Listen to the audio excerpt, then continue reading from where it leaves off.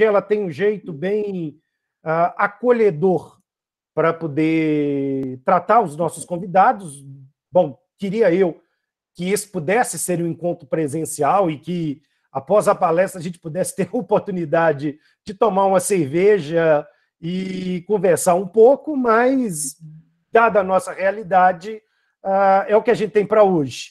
Né? E aí a gente consegue tentar tirar o melhor possível e, de certa maneira, né, não quero dizer que há um lado bom numa pandemia, mas pensando em termos positivos, a gente está perdendo o medo de utilizar essas tecnologias para esse tipo de evento. E isso, para nós, que é um PPGD do interior da Bahia, é algo extremamente importante. Porque a gente passa a ter a oportunidade de receber pessoas como você, pessoas como o professor Becklaut, que está aqui prestigiando também, que foi um dos nossos convidados desse conjunto de palestras que eu estou coordenando. Há várias outras pessoas, vários outros amigos que eu estou vendo aqui, professor Guilherme Lage e diversos outros que eu não quero ser indelicado em deixar de convidar, o professor Henrique Mouta, grande Mouta, que estão aqui prestigiando a sua fala, né, uma vez que é um evento aberto, então nós temos gente da casa e gente de fora para poder prestigiar a sua fala. Bom, o professor Cabral, ele, de certo modo, dispensa apresentações, é um dos grandes processualistas da nossa atualidade. O professor Cabral é livre-docente pela USP, é doutor pela UERJ, é pós-doutor pela Universidade de Paris I, professor da UERJ e procurador da República no Rio de Janeiro. Bom, Cabral, você me desculpa, eu estou encurtando o seu currículo para que exatamente a gente tenha mais tempo de te ouvir. Né? Então, passo para você a palavra, agradecendo mais uma vez essa gentileza de vir conversar conosco. Bom, boa tarde a todas e todos. Eu queria agradecer ao amigo Flávio Pedron pelo convite. É um prazer para mim estar aqui com vocês e trocar algumas experiências aqui a respeito desse tema, algumas ideias que eu tenho desenvolvido no meu grupo de pesquisa, saudar todos os presentes, Guilherme Lage, o querido amigo professor Becklaut Silva, da Universidade Federal de Alagoas. Vejo aqui das pessoas que estão participando no chat, que estão alguns membros do meu grupo de pesquisa, né? Então, para eles, talvez o que eu vá falar aqui talvez não seja novidade, mas eu espero trazer aqui algumas das ideias, né? Algumas das ideias que eu tenho desenvolvido nos últimos anos lá nas minhas pesquisas na faculdade e colocá-las, digamos assim, ao teste de um auditório tão qualificado, né? E quando o Flávio me convidou para estar aqui, ele falou que vocês estudavam um pouco essas as técnicas decisórias, né, como um dos objetos de estudo de vocês e da disciplina, e aí eu dei essa sugestão para que a gente estudasse, ou que a gente trocasse esse bate-papo aqui, sobre esse tema de novas funções jurisdicionais e novas técnicas decisórias. Então, eu vou pisar no acelerador, né, pressupondo aqui que vocês já estão já num nível que eu possa, muitas vezes, pular certos tipos de discussão, e vou tentar fazer de um modo que seja aprofundado e útil, pensando em ser útil para as reflexões dos senhores.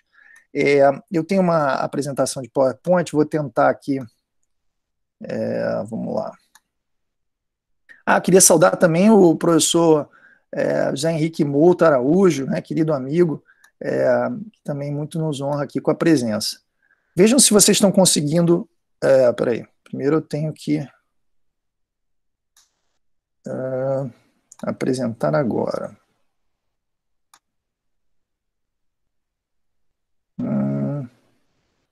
Veja se vocês estão vendo a minha apresentação de PowerPoint.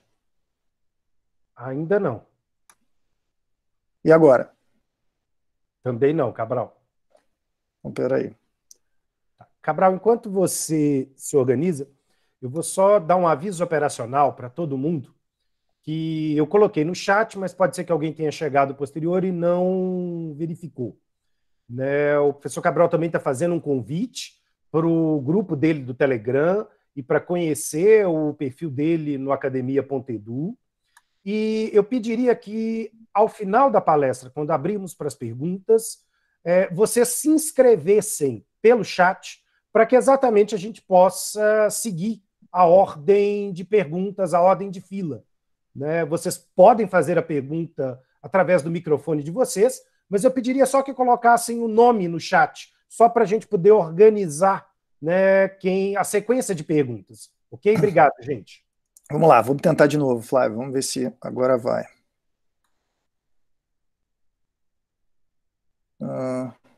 Espera aí. Será que agora entrou? Vocês estão conseguindo ver alguma coisa aqui?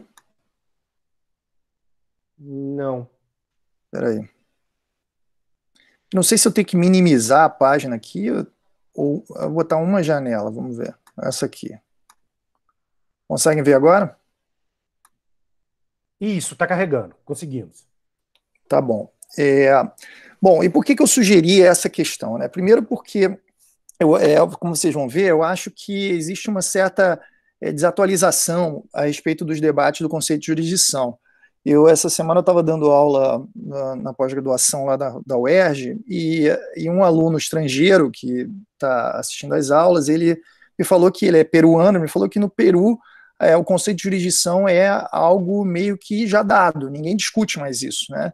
E me parece que o conceito de jurisdição mudou e a gente deve rediscuti-lo. E por que a gente deve rediscuti-lo? Porque o judiciário, no meu modo de ver, tem sido chamado a atuar diferentes funções. E com novas funções, a gente tem que rever o conceito de jurisdição, tem que ver se essas funções que os juízes têm sido chamados a exercer são funções jurisdicionais, se elas cabem nos conceitos tradicionais, se elas não cabem, se elas seriam umas funções que poderiam ser classificadas como jurisdicionais no mundo contemporâneo, e a partir daí pensar em instrumentos para atuá-las. Então, novos problemas trouxeram novas funções jurisdicionais, no meu modo de ver, e essas novas funções permitem uma atualização e uma correção do conceito de jurisdição. E a partir da compreensão de que essas funções são funções jurisdicionais, nós devemos compreender e estudar novas técnicas decisórias para poder aproveitar o potencial que isso tenha no judiciário. E para começar a minha reflexão, eu queria usar duas alegorias que eu tenho utilizado quando eu falo desse assunto já há algum tempo. A primeira é a história dessa ilha na Micronésia, chamada Pinguelap. Eu não sei se os colegas conhecem essa ilha, já ouviram falar. É uma ilha muito bonita, que fica num atol, na verdade é um conjunto de ilhas no meio do Oceano Pacífico, e é um lugar maravilhoso, paradisíaco, muito remoto, muito isolado, mas que, para muitas pessoas, só era visto dessa maneira, em preto e branco. Isso tem uma explicação histórica, porque muitas pessoas em Pinguelap, grande parte da população é daltônica. Isso tem uma razão que em 1780 houve um tsunami na região que devastou a ilha e só tiveram, na população da ilha, só sobraram 20 pessoas que sobreviveram a essa catástrofe, dentre elas o rei da localidade, que era daltônico. E a partir daí, a sua linhagem, pela genética, foi sendo muito daltônica. Então, a ilha de Pinguelap, ela é uma ilha em que grande parte das pessoas sofre de daltonismo e, portanto, não consegue enxergar as cores. E aí é o drama desse local, né, que de tão bonito não pode ser aproveitado por grande parte dos seus habitantes. E isso tem uma razão estatística, né, porque os graus de daltonismo foram sendo exacerbados por conta da reprodução da espécie que foi sendo feita com pouquíssimas pessoas, e uma delas, o rei, que tinha o daltonismo. Outro problema que eu queria colocar, uma situação que ocorre muito comigo, porque eu gosto muito de Coca-Cola, e eu gosto de Coca-Cola normal, né? Eu, inclusive, desenvolvi, por não gostar de Coca-Cola Zero, Coca-Cola Light, Coca-Cola sei lá do que, eu desenvolvi uma certa habilidade de identificar a Coca-Cola de outros tipos que não a normal pelo cheiro e pelo sabor. Então, se a gente fizesse aqueles testes cegos, eu certamente conseguiria identificar quais eram os tipos de Coca-Cola. E aí eu passo pelo seguinte constrangimento, né? Porque toda vez que eu vou num restaurante, eu peço uma Coca-Cola, o garçom me pergunta, é Coca-Cola normal? Como se aquele que pede Coca-Cola tivesse que adjetivá-la de normal para que a gente conseguisse compreender que o pedido é da Coca-Cola normal. Claro que aí vem, claro que eu estou fazendo uma brincadeira, mas e os garçons eles perguntam justamente para que não entreguem o produto equivocado, para depois não terem que trocar o produto para o cliente.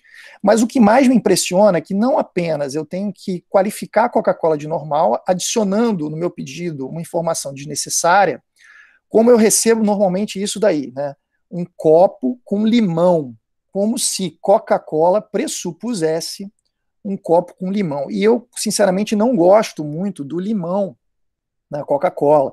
Então eu tenho sempre que tirar, né, com a minha própria mão, assim, cavar com o dedo para conseguir tirar o limão.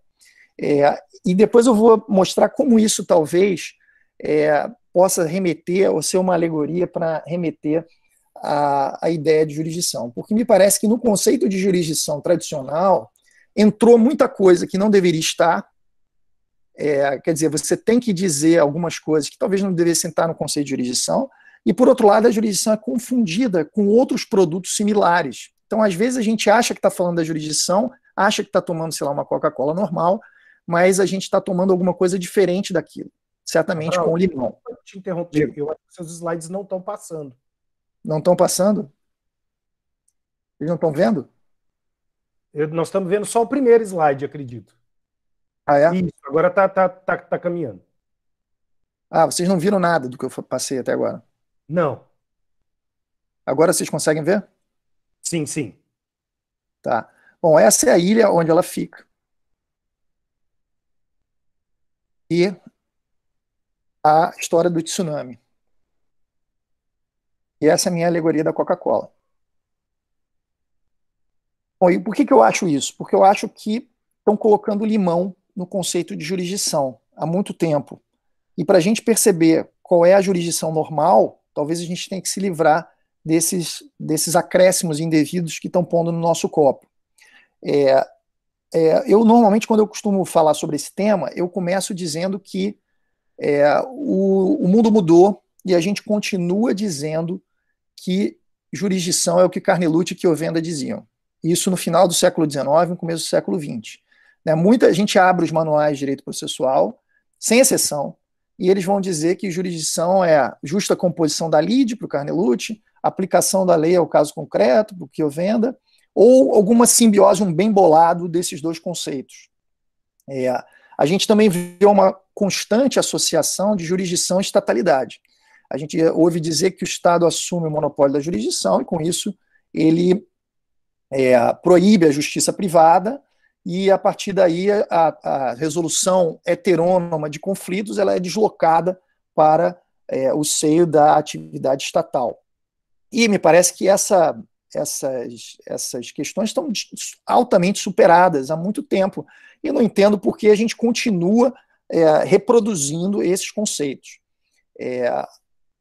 A gente também vê que a jurisdição teria, segundo a literatura mais ortodoxa, certas características tradicionais. Vocês estão vendo agora, Flávio, a mudança agora de slide? Sim, sim. Maravilha. Teria algumas características tradicionais. A estatalidade, eu já fiz referência, e essas outras três muito comuns: a inércia, a jurisdição só seria prestada a requerimento; a substitutividade, que deriva da ideia de terceidade, ou tercietar, que eu chamo de impartialidade com T, que é a ideia de que o juiz é não parte, ele é alguém alheio ao conflito, e que o Estado substitui a vontade dos litigantes pela sua. Então, na impossibilidade dos litigantes chegarem a um acordo e, pelo seu encontro de vontades, definirem o conflito, eles vão até o Estado, que é um terceiro em relação ao conflito, e o Estado impõe a sua vontade em substituição à vontade dos litigantes. E uma outra característica muito comum é a natureza declaratória que se aponta para a jurisdição. A ideia de que isso vem de um debate mais amplo sobre a natureza do ordenamento jurídico. se o ordenamento seria reconduzível a uma ideia monista, ou seja, a produção normativa e a aplicação do direito aconteceriam no mesmo momento, e aí a sentença seria criativa de direitos, né? Antes da sentença os direitos não existiriam, e com o monismo a gente percebe que a jurisdição é propriamente uma atividade de jurisdiction, né? De dizer o direito, que antes não existia. Antes da sentença haveria apenas interesses. E do dualismo. O dualismo é a fratura entre direito objetivo e direito subjetivo.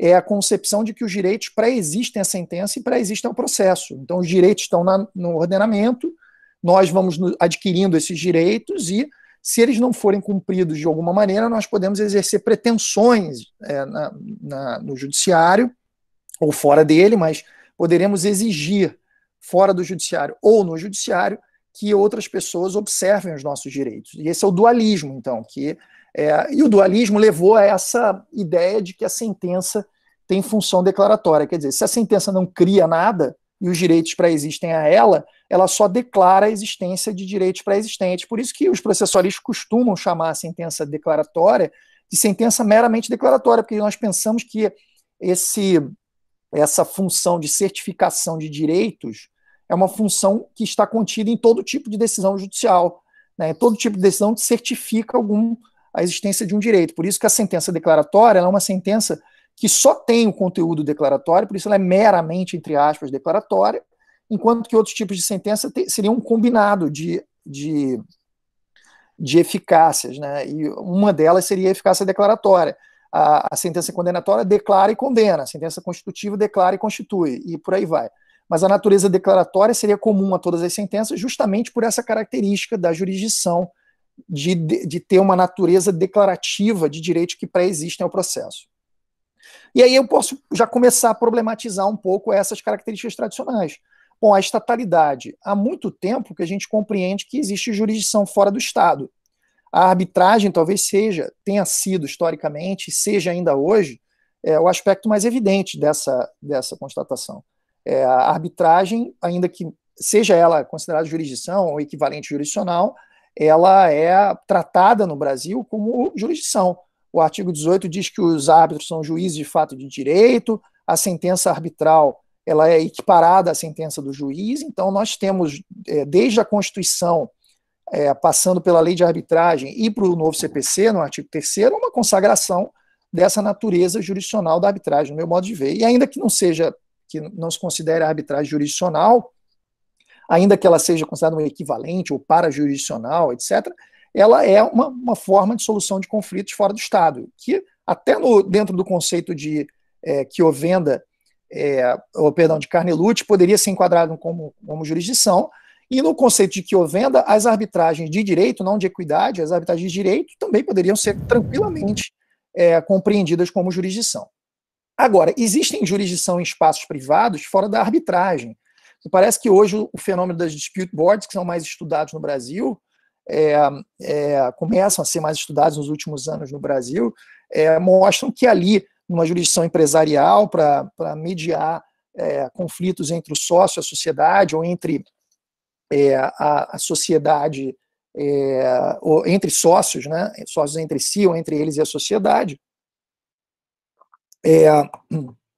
que determinados espaços podem ser considerados tranquilamente jurisdicionais se respeitados certos princípios, né? Quer dizer, se garantidos princípios processuais próprios de um espaço de resolução de conflitos, por que não considerar aquilo ali jurisdicional?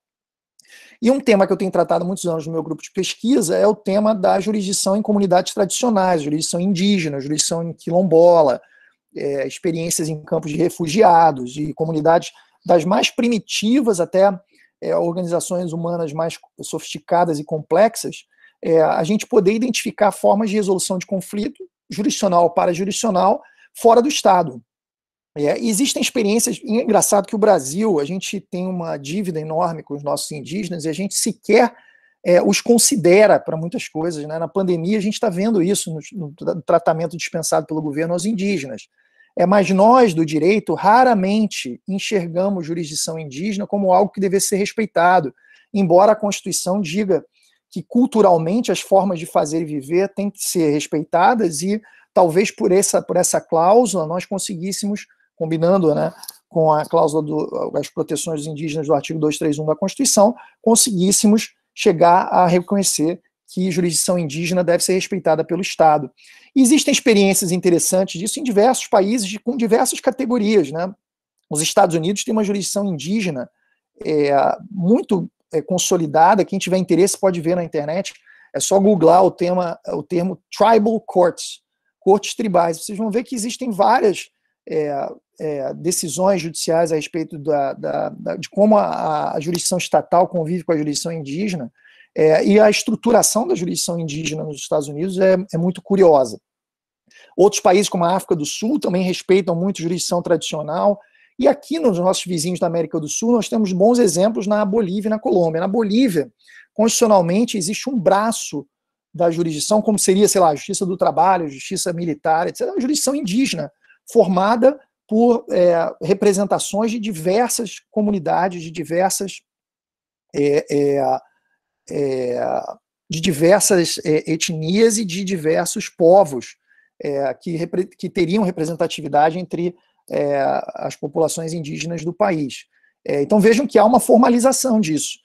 Agora, em outros países, mesmo não havendo formalização como não há no Brasil, já há decisões de cortes constitucionais a respeito de como a jurisdição estatal deve respeitar a jurisdição tradicional, especialmente a jurisdição indígena, em casos em que o mesmo fato possa produzir efeitos na jurisdição estatal e tradicional. A Corte Constitucional da Colômbia, por exemplo, já julgou alguns casos nesse sentido. Eram casos todos do direito penal, em que indígenas tinham cometido crimes na tribo, foram processados e punidos pela jurisdição indígena, e depois eram processados por promotores na Colômbia, ou seja, a justiça estatal querendo uma nova sanção para o mesmo fato.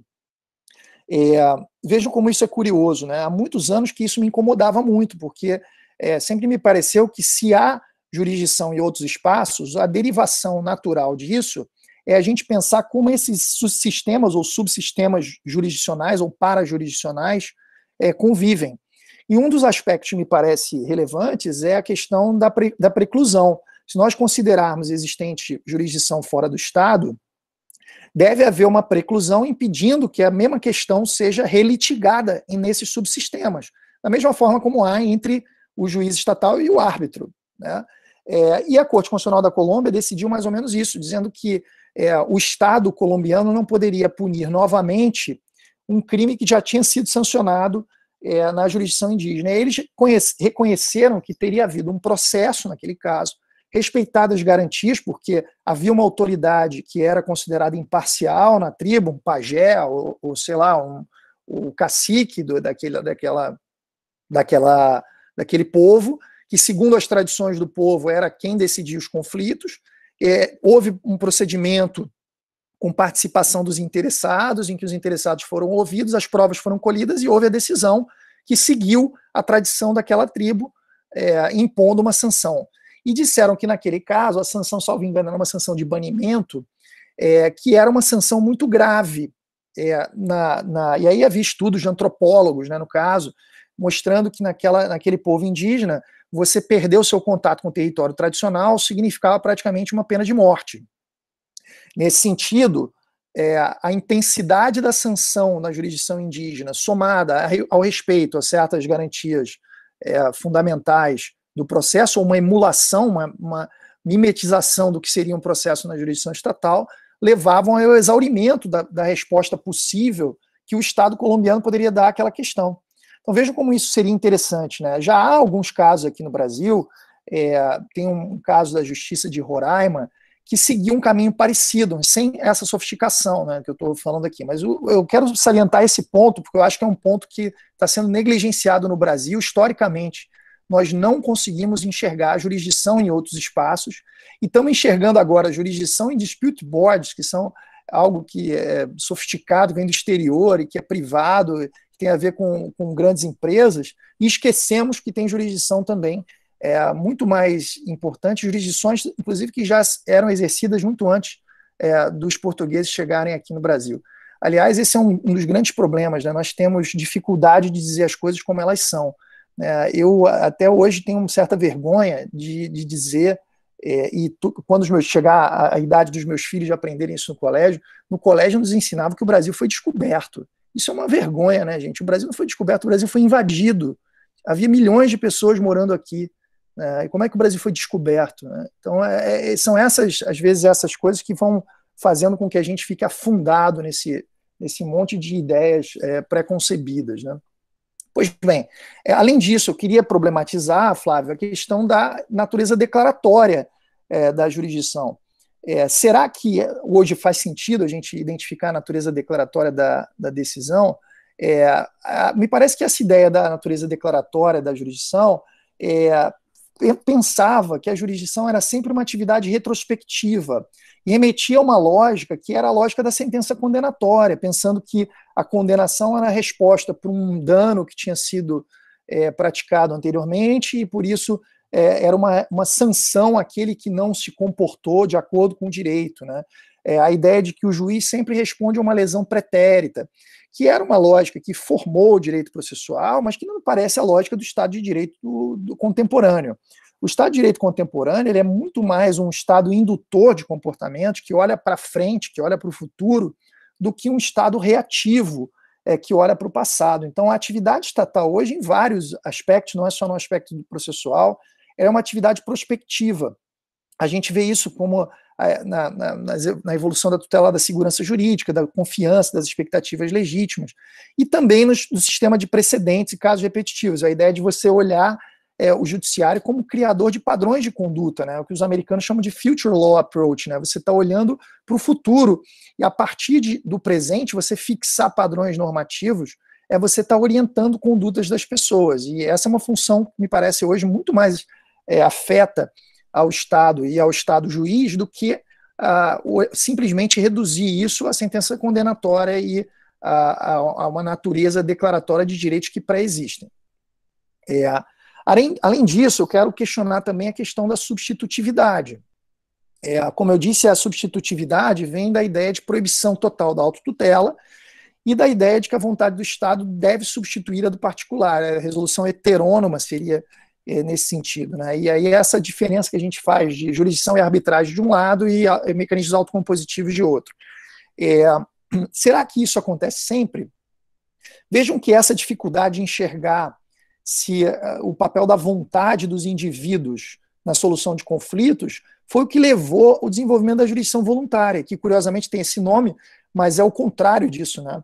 A jurisdição voluntária é a jurisdição necessária, é a jurisdição, é a atividade judicial em aspectos em que a vontade dos indivíduos não seria, como natural seria naqueles aspectos, não seria suficiente para resolver a questão sem a intervenção do juiz. Aí você precisa de um carimbo estatal em certos tipos de seara onde se entende que aquela relação jurídica, aquele tipo de relação jurídica, teria uma necessidade de proteção mais intenso.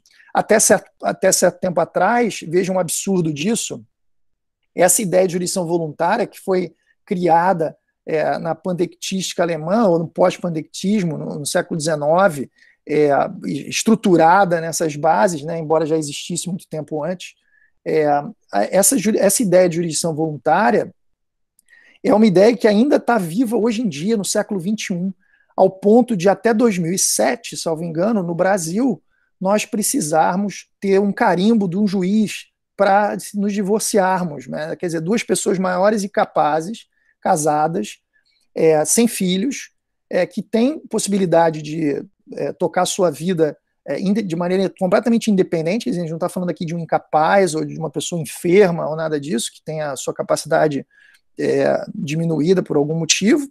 Ela tinha que pedir arrego para o juiz para se separar, para tomar uma decisão existencial tão importante na sua vida como essa de se manter casado com outra pessoa.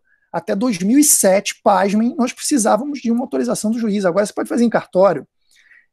Mas vejam que a jurisdição voluntária, que é tudo menos voluntária, ela foi pensada, inclusive teorizada durante muitos anos, como uma atividade não jurisdicional, porque você tinha dificuldade de inserir isso nas funções do juiz, porque aquilo não era justa composição de uma lide, porque às vezes as pessoas estavam concordantes, ambos queriam se separar, mas precisavam da intermediação do juiz, e não se conseguir enxergar a jurisdição fora daqueles conceitos tradicionais. Aí, hoje em dia, a gente tem opiniões um pouco mais arejadas, né? O Didier, na nossa geração, antes dele, talvez o Leonardo Greco, tem um livro importante sobre jurisdição voluntária no Brasil, defendia que a jurisdição voluntária era a jurisdição propriamente, dizendo que, na verdade, o que estava inadequado não é encaixar a jurisdição voluntária no conceito, o que estava inadequado era o conceito. E mais, e aí eu coloco uma outra pergunta aqui, e se a jurisdição voluntária for jurisdição, tem substitutividade? Porque muitas vezes, como eu disse, os interessados na jurisdição voluntária estão concordantes, eles querem aquele resultado. O problema é que o sistema tira da vontade dos indivíduos, mesmo que concordes, a eficácia possível de levar aquele resultado jurídico. Então, eles têm que ter uma intermediação do judiciário, porque a vontade do juiz integra a vontade das partes e, com isso, se obtém o efeito pretendido.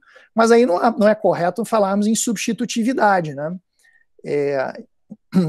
Muito bem, um outro ponto que eu queria problematizar com vocês é o ponto da autocomposição. Muita gente, há muitos anos, defende que a autocomposição é uma forma de resolver conflitos. Ok, forma de resolver conflitos. E a gente vê crescendo as possibilidades de autocomposição. Essas possibilidades de autocomposição, inclusive hoje, passam a ser uma função do juiz. O juiz, hoje no Brasil, pelo artigo 3º, parágrafo 2º do Código de Processo Civil, o juiz tem que estimular a autocomposição. Embora ele não seja um sujeito da autocomposição, ele estimula, ele provoca a autocomposição. E aí a gente deve pensar, provocar autocomposição é jurisdição, é atividade do juiz? Se não for atividade do juiz, por que o juiz é obrigado a estimular a autocomposição? Ainda que ele não seja um sujeito dessa autocomposição, perceberam? Então, essa função de estímulo à autocomposição mostra que talvez não seja correto associarmos jurisdição à heterocomposição. E, de alguma maneira, a jurisdição tem funções que participam, de alguma maneira, desse procedimento autocompositivo. Eu destaco também aqui um tema que me é muito caro, o tema das convenções processuais. A ideia de um processo convencional que foi muito intensificada no CPC, mostram, às vezes, que a autocomposição se dá constantemente sobre aspectos, não apenas do direito material, mas também do procedimento e de situações processuais. Ok, processo não é igual à Constituição, processo não é igual à jurisdição, mas muitas vezes o objeto do acordo processual toca diretamente a atividade jurisdicional do juiz. Pactos sobre a própria jurisdição, a competência, a cognição do juiz, né, mostram que, às vezes, a autocomposição interfere no modo pelo qual a jurisdição se desenvolve. Então, a gente tem que problematizar essa questão também. A gente tem que lembrar que, dentro dessa perspectiva de aumento dos mecanismos autocompositivos, durante décadas, né, os arautos da mediação e da conciliação ficaram parados no tempo. Ficavam replicando o conhecimento e diziam que os meios alternativos, né, na época chamados de alternativos, hoje chamados de adequados de solução de controvérsias, eram arbitragem, mediação e conciliação. E basta, nada mais. Será que a gente não deveria pensar em novas formas de solução de conflitos? Eu dou um exemplo aqui na minha apresentação do collaborative law, que é o direito colaborativo, negociação colaborativa. Eu tenho um artigo publicado com o professor Leonardo Carneiro da Cunha sobre esse tema. Que é mais ou menos uma mediação sem mediador, onde os advogados assumem um papel de catalisadores, por assim dizer, dessa negociação. Inclusive, eles têm proibições de atuar como advogados das partes se o procedimento colaborativo não levar a uma transação e o conflito descambar para o judiciário. Eles não podem funcionar como advogados. Porque muitas vezes a gente vê que o advogado tem uma agenda oculta, né? Uma agenda oculta que, inclusive, é contrária aos interesses do seu próprio cliente. Ele quer, às vezes, uma jurisdição, um conflito que se desdobre na jurisdição em muitos recursos e por muitos anos, porque assim ele vai ganhando seu prolabore. E talvez não se empenha tanto em tentar uma solução autocompositiva antes do processo jurisdicional. E aí eu volto à mesma questão, questionando a substitutividade, né? Nesses casos de autocomposição, sobre o processo, nesses casos de autocomposição estimulada pelo juiz, existe alguma substituição da vontade das partes pela do Estado? Então, o que justifica o juiz atuar nesse cenário, né? O que justifica o direito processual se preocupar com essas modalidades autocompositivas, se não fosse uma preocupação da própria jurisdição vê-las atuadas e vê-las concretizadas? E aí, se a substitutividade não é mais algo que devesse estar no radar, digamos assim, do estudioso do processo ao conceituar a jurisdição, eu posso perguntar o seguinte: qual é o futuro da autotutela?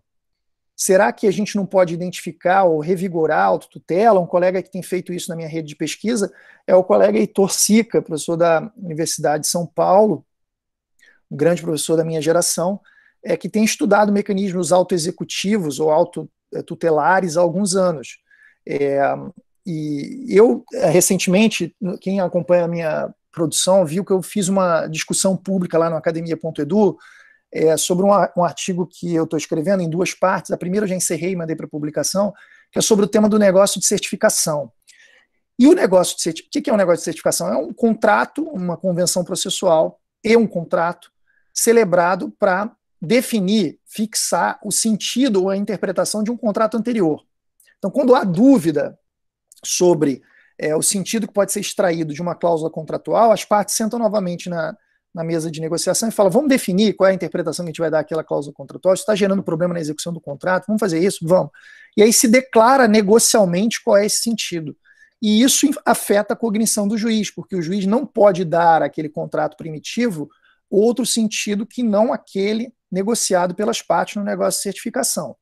E aí eu identifiquei nesse ponto uma possibilidade de a gente dizer que aquilo é uma autotutela declarativa. Quer dizer, aquilo que você só conseguiria obter por uma sentença declaratória do juiz, você obtém por um negócio. Isso não é autotutela? Isso é permitido ou é proibido? Vejam hoje como a tecnologia pode estar revigorando o estudo da autotutela, né? Peguem os contratos inteligentes, né, os smart contracts. Esses contratos inteligentes constantemente são associados a mecanismos autoexecutivos. Quando você pede uma corrida do Uber, você cancela a corrida, ele já vai morder uma quantia do seu cartão de crédito. Pouco importa se você cancelou porque você estava correto, se você cancelou porque o motorista estava demorando demais, o motorista não encontrou o seu lugar, depois você vai ter que se justificar lá para o Uber. Mas aquilo ali é uma espécie de uma autotutela do contrato, que você fechou com o Uber, que você fechou, inclusive, marcando um sim, aceita tudo que está aqui, sem ler, sim, você marcou sim, e aquilo ali está incluso naquele pacotão que você concorda.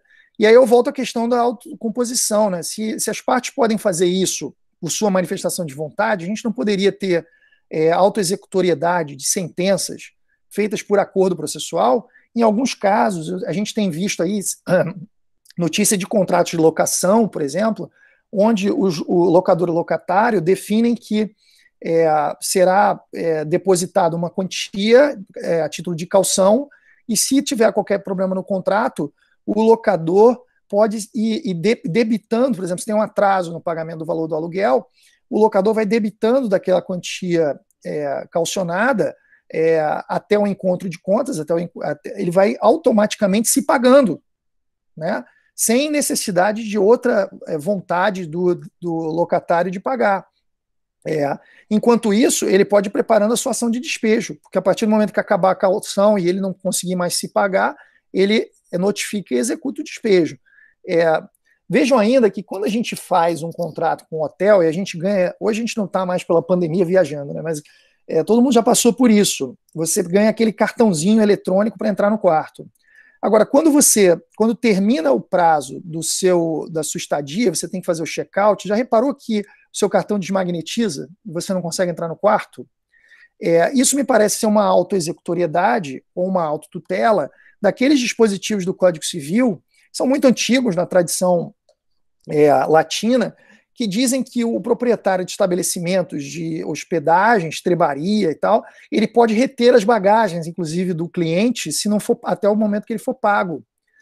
Todas essas formas não são formas de autotutela, e hoje os contratos inteligentes estão revigorando esse tema, né? Então, será que existe mesmo, faz algum sentido a gente falar hoje em ligar, né, a ideia de substitutividade, a proibição de autotutela? Por isso que eu tenho, depois em algum ponto eu vou falar isso aqui na minha apresentação, ao invés de usar o conceito de substitutividade, eu tenho usado um conceito diferente, que alguns autores italianos usam, que é o conceito de secundariedade. Quer dizer que a jurisdição nem sempre substitui a vontade dos interessados.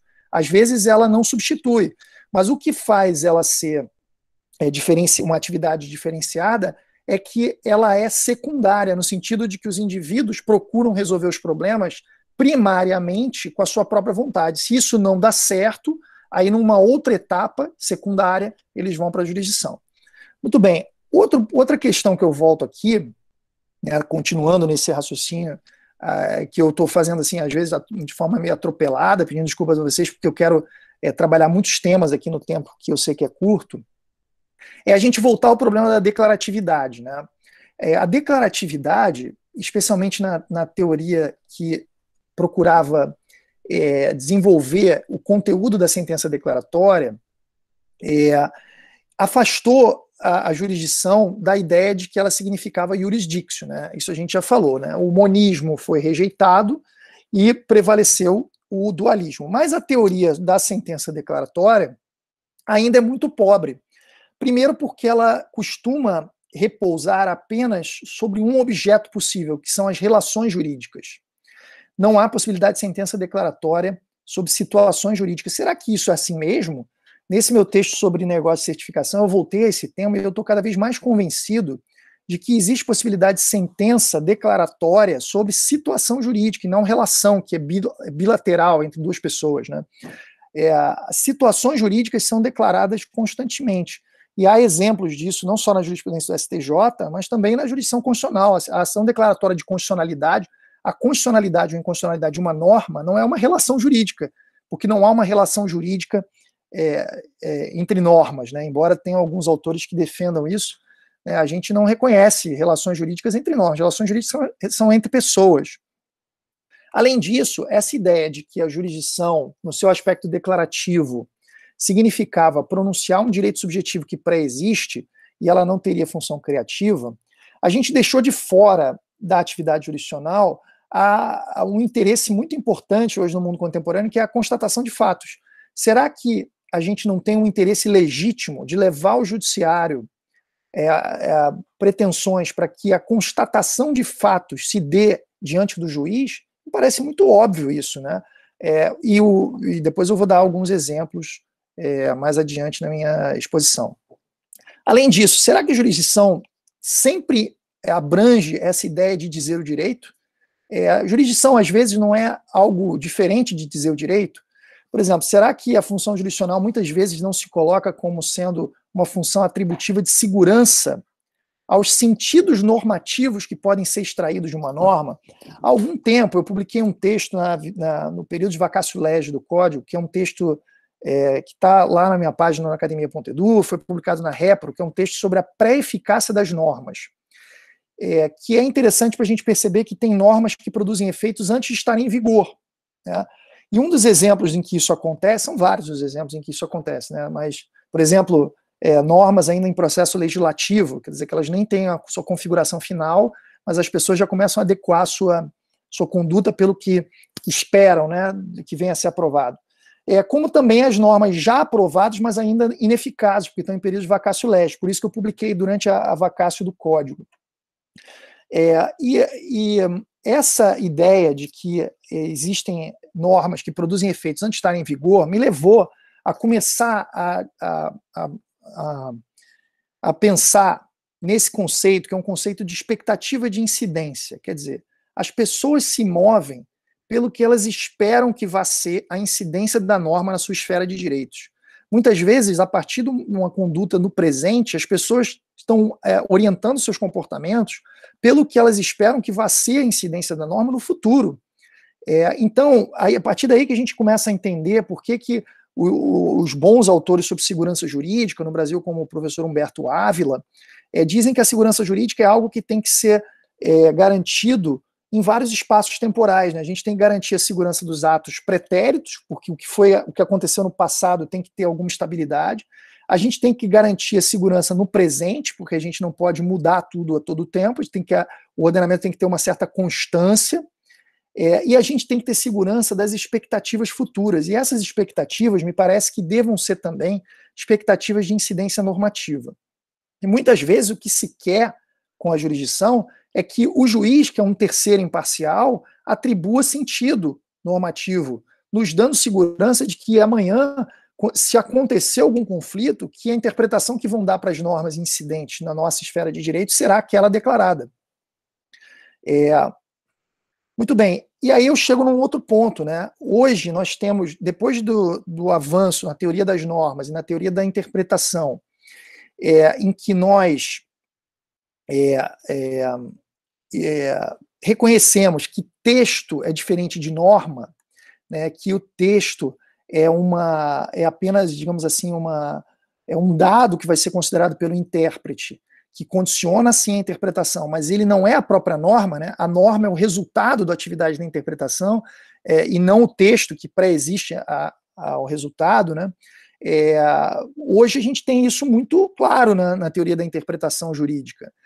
O neorrealismo genovês e outros que eu chamo de positivistas esclarecidos, né, como o Schauer e outros, nos mostraram que a interpretação ela não é declarativa apenas, ela é a descritiva de sentido. Então, o intérprete e o juiz, como intérprete da norma, na atividade de interpretação, ele acrescenta algum sentido aquilo ao texto, e com isso a produção da norma não é uma produção que está fora do processo de produção dela mesma. Então, essa compreensão fez com que a gente pudesse, hoje em dia, dizer com todas as letras que a jurisdição é criativa em algum aspecto. Né? Se a sentença não cria direitos, pelo menos ela descreve sentido às normas, aos textos, e ela contribui, sim, com elementos que não pré-existem a ela para a produção e a proclamação da norma jurídica aplicada ao caso. Muito bem, então, se a gente faz essa viagem do conceito de jurisdição, tentando problematizar as características tradicionais que historicamente foram atribuídas a elas, a gente começa a conseguir entender, de um lado, né, que o conceito de jurisdição não é mais aquele do Carnelotti do Chiovenda. Eu acho que hoje o conceito de jurisdição deve girar em torno de dois eixos, né? Jurisdição, uma atividade de garantir expectativa de incidência normativa, seja qualquer que seja a sua técnica decisória, o juiz atua para garantir expectativa de incidência normativa. E, de outro lado, constatações fáticas, né? A jurisdição serve também para que, perante o juiz, sejam constatados fatos, porque a constatação de fatos é importante para que as partes orientem seu comportamento. E aí a gente começa a pensar se as novas funções jurisdicionais que a gente vê o juiz sendo chamado a exercer, se elas cabem nessas duas ideias de garantir expectativa de incidência normativa e assegurar procedimentos de constatação fática. E aí eu começo a trabalhar as novas funções jurisdicionais ou novas fronteiras dessas funções jurisdicionais por uma extensão que eu vejo claramente possível do que a gente pensou historicamente para a tutela declaratória. E aí eu parto não só daquela reflexão que a tutela declaratória existe sobre situações jurídicas e não apenas sobre relações jurídicas, como diz o CPC, mas também para alguma nuance que tem no artigo 19 do CPC de 15, que muita gente não está percebendo. É engraçado como as pessoas não percebem isso, né? Muitas vezes. Os comentaristas do Código de 2015, ao comentarem o artigo 19, raramente percebem que ali tem um adendo. Se a gente comparar o artigo 19, inciso 1 do CPC de 15, com o seu dispositivo análogo no CPC de 73, que era o artigo 4º. O que mudou? Ali se diz que a sentença declaratória pode se dar sobre a existência ou inexistência de relações jurídicas, mas no CPC de 15 se acrescentou um dado: existência, inexistência ou modo de ser de relações jurídicas. E aí eu tenho sustentado que essa amplitude permite que a tutela declaratória seja hoje utilizada para as relações jurídicas de longo prazo, para definir efeitos jurídicos possíveis dessas relações, mesmo antes de se adquirir qualquer direito, por exemplo, nas relações previdenciárias ou nos contratos administrativos de longo prazo, em que se deve buscar equilíbrio econômico-financeiro do contrato. Muitas vezes surge naquela, por exemplo, o sujeito é servidor público, eu sou servidor público, eu vou demorar décadas para me aposentar, e dentro dessas décadas virão várias reformas da Previdência. E as reformas da Previdência são constantemente acompanhadas, inclusive, de regras de transição. E aí, às vezes, numa relação de longo prazo, pode haver uma dúvida: será que uma dessas regras de transição se aplica a mim?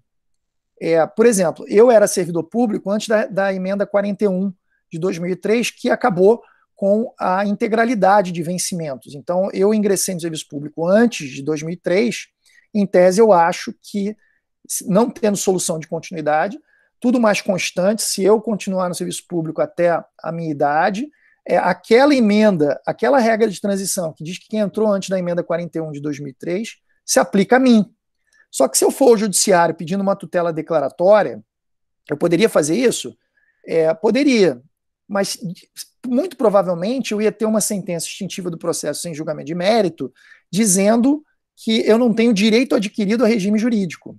E, portanto, eu devo ficar com essa incerteza pendente por 40 anos da minha vida profissional, para lá, quando eu estiver velhinho e for me aposentar, de repente o TCU ou o próprio judiciário me disser que eu não tenho direito àquela emenda, àquela regra da emenda 41.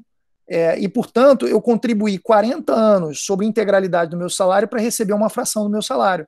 Se o judiciário me disser isso hoje, ótimo, eu vou formular um pedido subsidiário, de que o pedido sucessivo, de que se o meu pedido de declaração for julgado improcedente, me disserem que eu não tenho direito à emenda 41, se esse for o conteúdo da declaração, então que me permitam descontar proporcionalmente. Então, eu não vou ficar 40 anos descontando sobre a integralidade do meu salário. Então, vejam como isso é importante.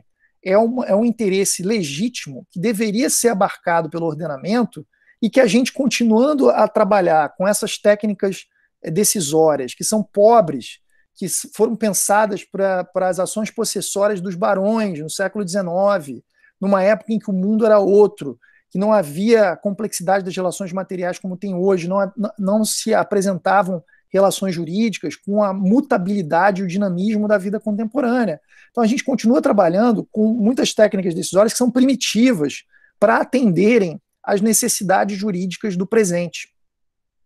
E acho que a gente, com pequenos ajustes de compreensão, que muitas vezes são doutrinários, a gente consegue esticar a tutela declaratória para abranger uma série desses interesses e dessas necessidades humanas que hoje se colocam.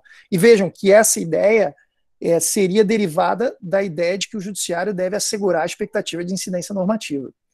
Outra coisa, constatação fática, que é o segundo eixo que eu acho que é importante no conceito de jurisdição. Isso agora está lá no artigo 381 do CPC. A ideia de um procedimento antecausa, antes do processo, para exposição de provas sobre fatos, não tem nada a ver com certificação de direitos, né? Ali não tem atividade declarativa de direitos, mas há um interesse legítimo dos indivíduos de que a prova seja produzida perante o juiz, com participação de todos os interessados, para que eles possam, inclusive, avaliar o seu comportamento e aí saber como vão se comportar, dizendo, olha, bom, se esses são os fatos que estão provados entre a gente, eu não tenho razão, não vou entrar numa aventura judiciária aqui para depois ser condenado em honorários, né? Não vou fazer isso. E a partir dessa ideia, será que não seria cabível uma ação declaratória de fato no Brasil? Eu fico muito feliz quando os meus orientandos, eu gosto de orientar os melhores, né, Flávio? A gente sempre gosta de atrair boas cabeças, né? E eu acho que pensando coisas novas e tentando estar sempre na última fronteira da pesquisa, a gente acaba fazendo isso de alguma maneira, né? As pessoas, os bons alunos procuram a gente, embora eles saibam que não vão ter o caminho mais fácil, né? E eu gosto quando os meus orientandos pegam os temas que eu venho tratando para desenvolver. Um desses orientandos foi o Marcelo Barbi Gonçalves, que defendeu no ano passado a sua tese de doutorado sobre o novo conceito de jurisdição. Ele entrou no doutorado com outro projeto sobre ação rescisória e mudança de precedente, e aí se apaixonou pelo tema, seguiu, desenvolveu vários aspectos desse que a gente está conversando aqui, jurisdição indígena e tal. E o Marcelo, na sua tese de doutorado, defendeu a existência de interesse no Brasil por uma ação declaratória de fato. Embora eu tenha que fazer uma ressalva aqui, que muita gente não percebe isso, mas a Lei de Introdução às Normas do Direito Brasileiro, que foi muito modificada no ano de 2018, ela trazia um dispositivo que previa ação declaratória de fato, mas esse dispositivo foi vetado. Embora esse dispositivo tenha sido vetado, o Marcelo, com muita eloquência, defendeu mesmo assim a possibilidade de uma ação declaratória de fato. Isso é uma preocupação grande. Depois, se houver interesse de vocês, eu posso desenvolver um pouco esse tema. Agora, a partir dessas novas funções jurisdicionais, eu acho que não só a tutela declaratória possa servir, a gente deve pensar em outros tipos de sentença que têm sido abandonadas pela doutrina brasileira, né? Sentenças condicionais, a gente vive um dogma em analisar se é possível ou não é possível a prolação de sentenças condicionais. Me parece que isso é corriqueiro, atos processuais condicionais podem ser praticados, e sentenças condicionais, decisões condicionais, são praticadas o tempo todo. A minha esposa, que é juíza federal, ela tem um despacho lá, padrão, que muitos juízes usam em todas as esferas do judiciário brasileiro, que é assim, é um despacho que organiza o processo no seu início. Diz assim, olha, cite-se, né, receba a petição, admita a petição inicial, apresente os seus pressupostos, cite-se, após a resposta, então assim, notifique-se para a audiência do 334, manifestando ambas as partes, desinteresse na audiência, vou fazer isso e isso. Depois, vindo a contestação, se houver fatos novos, ao autor em réplica. Vejam que essas determinações são todas condicionais, porque elas só vão ser aplicadas pela serventia judiciária se alguma coisa acontecer. Então, elas se encaixam totalmente no conceito de ato condicional, né, que é o ato que apõe condições à produção de alguns de seus efeitos a um evento futuro incerto. Isso pode ser muito útil em uma série de situações onde a gente pudesse pensar numa atuação do judiciário num cenário de incerteza, né, processos complexos, processos coletivos, processos estruturais. Eu vou voltar a esse tema mais adiante. Vejam também que todo tipo de decisão de tutela provisória que impõe medida coercitiva, normalmente é a multa, né, porque há uma compreensão velada no Brasil, não verbalizada, de que a multa é a medida coercitiva por excelência, né? Então os juízes meio que tacam lá, fazer isso sob pena de multa. Bom, quem disse que a multa é a medida mais adequada, né? Mas vá lá. Os juízes fazem isso, dão um prazo para cumprir, e se não cumprir, eu estou impondo uma multa. Nesse ponto da multa, a decisão é condicional. Mas a gente tem aqui no Brasil, herança da doutrina italiana, a gente tem um preconceito com as sentenças condicionais, assim como temos um preconceito com as sentenças a termo, né, que são as sentenças, a sentença para o futuro, né, porque a gente compreende mal um dispositivo do CPC anterior, repetido nesse CPC, que é aquele que diz que a sentença tem que ser certa, mesmo quando resolva a situação condicional. Mas vejam, o fato dela ser condicional não significa que ela é incerta. Se ela define bem as prestações e define bem qual é a condição para que um determinado efeito seja observado, por que não admitir que haja esse tipo de técnica decisória? Eu acho que já é algo praticado, a gente já sabe como é só teorizar e desenvolver. Além disso, um outro ponto também, eu não vou poder ter tempo aqui de ampliar todas essas discussões, um outro ponto que tem sido amplamente negligenciado no Brasil é o ponto das sentenças incidentais e com reserva, que são sentenças que partem da ideia de fracionamento do mérito e que resolvem parcelas da discussão, deixando outras parcelas para serem resolvidas por outras sentenças, às vezes em outros procedimentos de litigância complementar. Eu já salientei isso, acho que há uns 10 anos, em artigos, em livros e tal, mas até hoje esse tema não foi abraçado por ninguém. Eu fico impressionado às vezes, Flávio, quando os alunos vêm para a gente e falam assim, mas eu não consigo encontrar uma tese. Cara, eu tenho tantas teses que eu gostaria de escrever e não tenho tempo para fazer. É por isso que eu repito que eu fico muito satisfeito quando os meus alunos abraçam temas que eu gostaria de pesquisar e desenvolver, porque eu acho que muito na academia é isso, a gente se renova pelos nossos alunos, né? E muito do que a gente produz é produzido pela voz dos nossos alunos, porque a gente não tem tempo nem saúde, né, para escrever todos os livros, todas as teses que a gente gostaria. Outro tema que é importante é o tema das regras de transição. Eu escrevi um livro novo até sobre esse tema, lançado há poucas semanas, sobre o artigo 23 da LINDB, que é uma técnica para criar pontes de segurança jurídica quando há quebra de estabilidade. Então, quando há devolução de prazo quebrando preclusão, julgamento de ação rescisória, desfazendo sentença transitada em julgado, quando há quebra de preclusão administrativa, revendo uma concessão, uma licença no processo administrativo, né? Quando isso acontece, hoje o artigo 23 da LINDB exige do julgador, seja ele o julgador no processo administrativo, no processo jurisdicional, que ele edite regras de transição, algo que a gente nunca pensou que seria possível o juiz fazer, editar norma, uma norma que é transicional, que pode ser temporária, mas é uma norma. Como é que a gente pode encaixar isso naqueles conceitos que eu venho de anos e de carnelutianos, né? Não consegue encaixar. Né? Então, é mais uma técnica decisória contemporânea que eu já defendi que podia ser extraída da cláusula do Estado de Direito, da concepção contemporânea de segurança jurídica, mas que agora, a partir de 2018, veio positivada no artigo 23 da LINDB, né? Inclusive para a decisão judicial. Além disso, a gente pode pensar em novas técnicas decisórias no que no estrangeiro, em alguns países, se chama de open remedies, que são tutelas abertas. São tutelas em que o judiciário não julga, deixa de alguma maneira o conflito em aberto, deixa de alguma maneira de resolver alguns aspectos do conflito. É a ideia de que muitas vezes não julgar é resolver melhor o litígio. E isso se relaciona a um outro problema com a teoria da jurisdição, que é a ideia tradicional que a gente sempre teve de que o judiciário não pode deixar de decidir.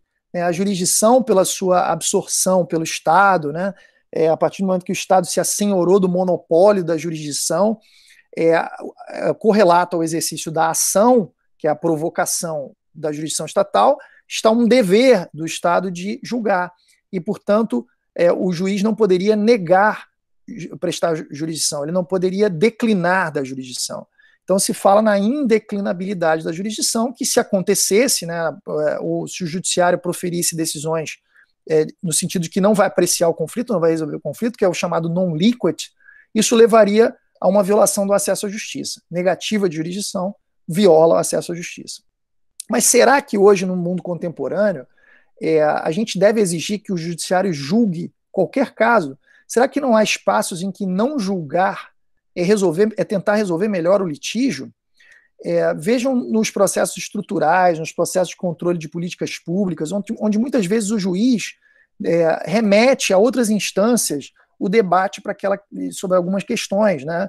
Constitui uma comissão para analisar, estabelece um diálogo institucional com outros poderes, o poder executivo, por exemplo, para que se chegue a uma decisão melhor, estabelece mesas de diálogo, audiências públicas e tal. Será que não julgar nesses casos representa uma negativa de jurisdição? Ou de repente, o judiciário conceber que não tem capacidade institucional e que outras instituições decidiriam melhor aquela questão e remeter para essas instâncias essa decisão?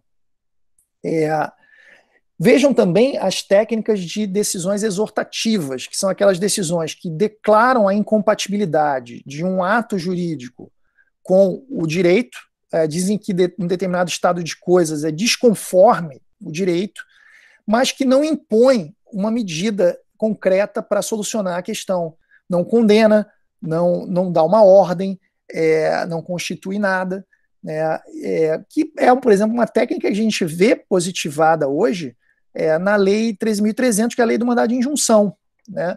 O juiz declara o órgão responsável pela edição da norma in mora, estabelece um prazo para que ele interponha a sua atividade de edição daquela norma, e se ele não fizer, aí sim o judiciário se substitui a ele para editar uma norma. Norma essa que também será temporária, que só vai valer até que aquele outro poder, seja a administração, seja o legislador, edite a norma específica, né? Então vejam que pelo menos até o momento em que o judiciário se substitui ao órgão que está em omissão, a decisão ela é exortativa, ela não resolve o problema ela própria, né? E será que isso significa negativa de jurisdição? Nunca vi ninguém dizer que significa, né? Nem por um breve tempo o judiciário não estaria se negando a decidir. Será que essas decisões exortativas não poderiam ser utilizadas fora do mandado de injunção, como uma técnica que poderia ser transportada para outros casos onde essas exortações se mostrassem adequadas, como, por exemplo, nos casos de controle judicial de política pública? E aí eu chego a um outro ponto que eu tratei na minha última tese, que deve ser publicada, se não esse ano, no começo do ano que vem, que é sobre juiz natural e sistema de competências, que é a ideia de delegações de competência.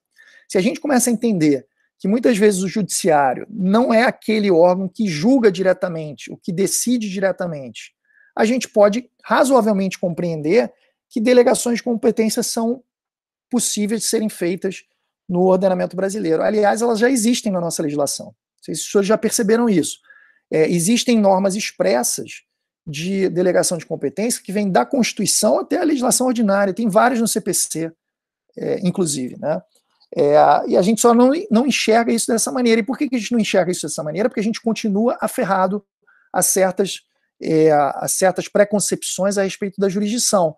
O salto que acontece aqui, que eu nunca consegui entender, é o seguinte: se diz então lá que o judiciário assumiu a responsabilidade, o dever de julgar, que ele não pode negar a prestação jurisdicional, que isso significaria uma violação ao acesso à justiça, que ele não pode portanto, proferir uma decisão de non liquid, e que qualquer declínio de jurisdição, recusa em prestar jurisdição, significaria uma ofensa à Constituição. E aí vem um salto, ele diz assim: bom, se a jurisdição é indeclinável, a competência é indelegável.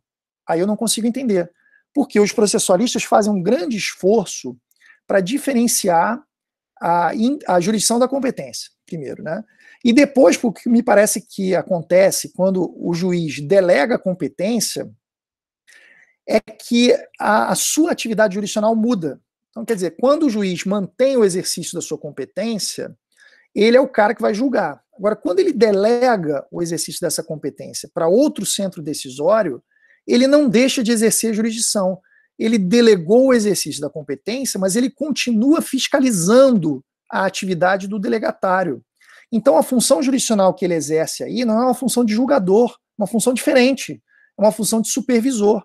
E eu tenho defendido que a supervisão jurisdicional, que é um corolário da delegação da competência, é uma função jurisdicional nova. Então, o juiz, quando delega a competência, ele continua exercendo jurisdição, mas agora a função dele é de supervisão. Tanto ele continua exercendo jurisdição, que se o delegatário não estiver cumprindo a contento os termos da delegação, ele revoga a delegação e recupera o exercício da competência. Então, a função de supervisão jurisdicional significa que o juiz continua exercendo jurisdição. Então, onde é que está a negativa de jurisdição e onde é que está a negativa de acesso à justiça? Pelo contrário, perceber que, às vezes, o judiciário tem que ter uma postura humilde de entender que não é o principal centro decisor e que há outras instâncias que poderiam resolver melhor aquele conflito, é estar prestando jurisdição mais eficiente, é estar prestando uma jurisdição melhor, e com isso está incrementando o acesso à justiça antes de violá-lo. Mas para isso, para conceber isso, a gente tem que se desprender dessas amarras, né? E aí os últimos pontos que eu queria salientar são outras formas de funções jurisdicionais que têm sido problematizadas, às vezes no estrangeiro e às vezes não, mas que eu acho que devem ser estudadas aqui no Brasil. A primeira, que tem sido mais falada, é a função de gestão. Hoje em dia, a gente já tem uma certa compreensão, não só no Brasil, mas em muitos ordenamentos ao redor do planeta, de que o juiz também é um gestor. Ele é um gestor do procedimento, ele é um gestor das estruturas judiciárias. Então, o juiz ele é concebido como sendo um administrador, não apenas da estrutura judiciária, algo que seria uma função propriamente administrativa, mas um administrador também do procedimento. E a gestão processual é uma função jurisdicional, que ele exerce dentro de um processo jurisdicional. Será que tem algum problema pensar que o juiz é gestor? Tem uma bibliografia que já questiona, autores no estrangeiro que falam favoravelmente a isso ou contrariamente a isso, né? Aqui no Brasil, os defensores de um garantismo mais exacerbado vão dizer que o juiz não deve ser compreendido como gestor, e ele não pode interferir no processo, no procedimento. Aí a gente pode discutir se isso deve ou não deve ser uma função jurisdicional. Mas o que eu quero salientar é que muita gente que diz que o juiz deve ser gestor não percebe que essa gestão não cabe nos conceitos tradicionais de jurisdição, perceberam? Então vejam que às vezes é uma doutrina que não dialoga consigo mesma. Que a gente abre um manual do sujeito, tem lá um conceito de jurisdição em que se reproduz o conceito do Chiovenda, ou do Carnelucci, ou de ambos, né, aquele bem bolado. Mas depois, páginas adiante, o camarada vai falar sobre case management e não consegue compreender que ao dizer que o juiz é um gestor e que ele deve ter essa função, ele deveria voltar lá e alterar o conceito de jurisdição, porque aquilo não cabe no próprio conceito que ele adotou sobre jurisdição. Então, eu não vejo problema nenhum em as pessoas discordarem. A gente pode aqui discordar entre nós e outras pessoas certamente vão ter uma opinião diferente da minha. Mas o problema é que eu acho que tem que ser coerente. Se você não acha que gestão é função jurisdicional, então, ou não diga que o juiz a exerce no processo jurisdicional, ou diga que ela é uma função que o juiz exerce de natureza administrativa, você vai ter dificuldade de fazer isso, né? Ou então diga que o juiz simplesmente não pode ser gestor, e aí o seu conceito de jurisdição vai estar preservado. Ou então você modifica o conceito de jurisdição, e aí lá na frente vai fazer sentido você voltar a falar sobre case management como função jurisdicional. Um outro ponto que eu tenho salientado muito, que não tem sido estudado também no Brasil, é a função de consulta. Nós temos função de consulta no Brasil para a administração pública. Você pode chegar lá para a administração tributária e fazer uma consulta. Você pode chegar lá no Conselho Nacional do Ministério Público e fazer uma consulta. Em tribunais existe consulta? Tem. Na Justiça Eleitoral a gente tem consulta.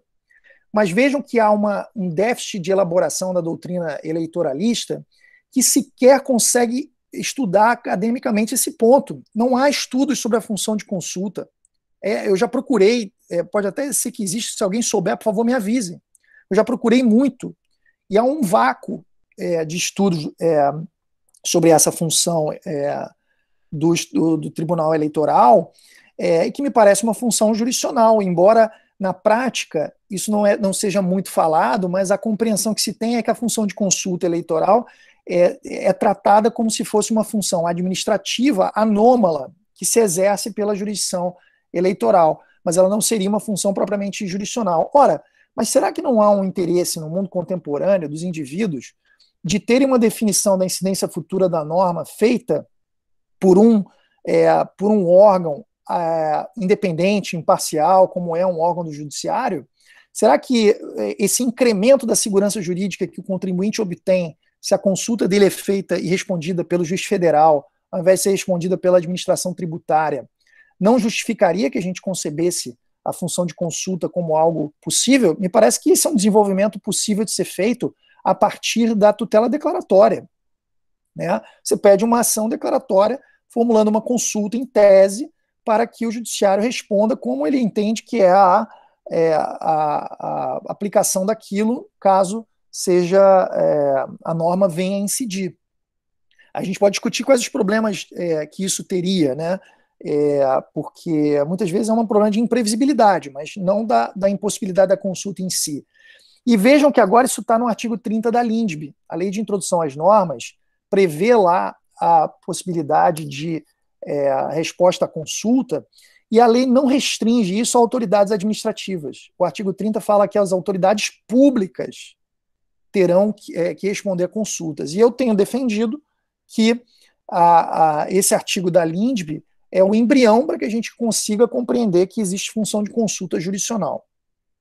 E, por fim, eu queria falar da função de aconselhamento ou recomendação, que são técnicas não coercitivas, muitas vezes usadas pelo judiciário quando não tem competência, quer dizer, o juiz vai declinar da competência. Então, se ele não tem competência, não deveria falar nada sobre o caso. Mas ele coloca ali certos argumentos sobre o caso. Então, ele vai dizendo, olha, não estão presentes aqui os requisitos para o recebimento da denúncia, porque falta justa causa e tal. De todo modo, não cabe a mim decidir sobre isso. Então, declino da minha competência para fulano. Mas ele já colocou lá a opinião dele, né, sobre o caso. Será que cabe ao judiciário emitir opiniões? Será que cabe ao judiciário essa função de aconselhamento? Será que cabe ao judiciário recomendar? Eu já vi decisões de juízes recomendando. Já vi mais de uma. Elas são sempre vistas como algo exótico. Falou assim, o cara está querendo ser Ministério Público. O Ministério Público tem um instrumento da recomendação. Ou o cara quer ser administrador, né? O juiz quer ser administrador. Porém, recentemente na pandemia, nós vimos uma decisão basicamente nesse sentido, expedida pelo ministro Marco Aurélio, dizendo que caberia a todos os juízes de todo o território nacional rever as prisões de pessoas encarceradas, acho que preventivamente, por conta das agregações de aglomerações, né, em estabelecimentos prisionais em razão da pandemia de Covid-19. Vejam que não havia uma determinação, não era uma ordem, uma condenação, nada disso.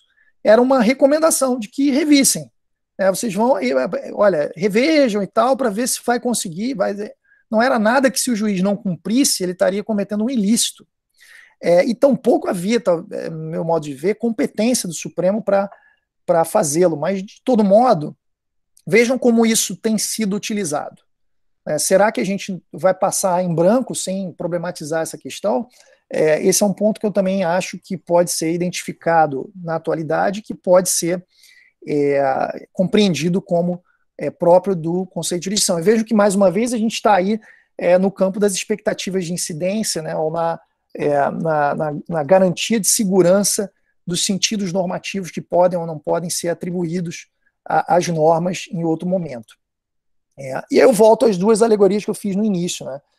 Será que, ao ver a jurisdição como algo único, a gente não está deixando de ver outros aspectos que poderiam ser similares e poderiam estar enriquecendo esse conceito?